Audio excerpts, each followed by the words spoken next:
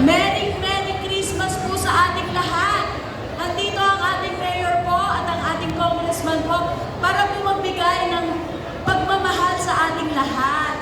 Kaya po, muli po, konting pananalita lang. Ako po si Consi Cindy Baguio po, na sana suportahan niyo po sa 2025 kasama po ng ating Vice Mayor Joji Yulago at syempre ang aking mahal na si Elmer Baguio po, natatakbong Vice Governor po at syempre po si Gov. Fox Yulago, na sana samahan niyo po at suportahan niyo po sa Barangay Iba. Bigay niyo po ang 100% na suporta niyo po sa Team Villarica at Yulago. Maasahan po ba natin?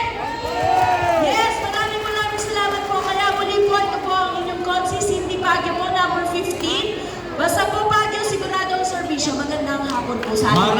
Maraming salamat po, Consi Cindy Baguio. Okay, at ang susunod naman pong babati sa atin ngayong umaga. Kasing gwapo, syempre, ng kanyang kuya. Ang kung tawagin nga po namin ay Mr. Education ng ika-4 na distrito ng Bulacan. Bakit? Dahil ang kanya pong kontribusyon sa larangan ng edukasyon ay